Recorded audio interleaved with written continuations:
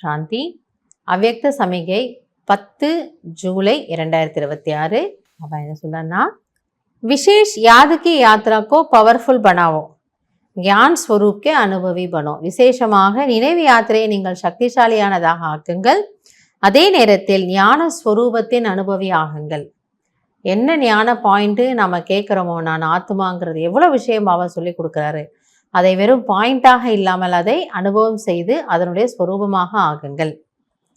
आप श्रेष्ठ आत्माओं की शुभ वृत्ति व कल्याण की वृत्ति और शक्तिशाली वातावरण अनेक तड़पती हुई भटकती हुई पुकार करने वाली आत्माओं को आनंद शांति और शक्ति की अनुभूति कराएगी.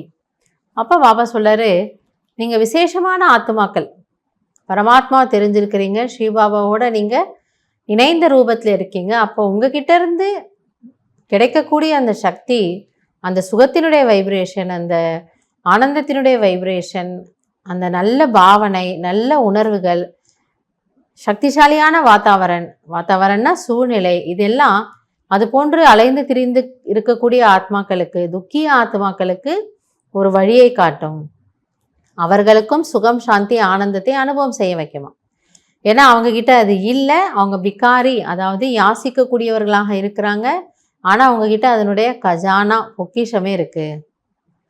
ஸோ அப்போ இருக்கிறவங்க தானாக நம்ம என்ன செய்வோம், இல்லாதவங்களுக்கு கொடுப்போம். அதனால் பாபா சொல்கிறாரு, நீங்கள் அந்த ஸ்திதியில் இருங்க, அந்த ஆன்மீக ஒரு பெருமிதத்தில் இருங்க, தானாகவே மற்ற ஆத்மாக்களுக்கு என்ன தேவையோ அதை நம்மிடமிருந்து கிடைக்கும்.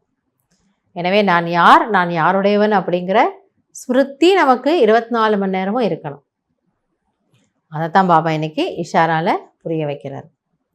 நல்லது. ஓம் சாந்தி.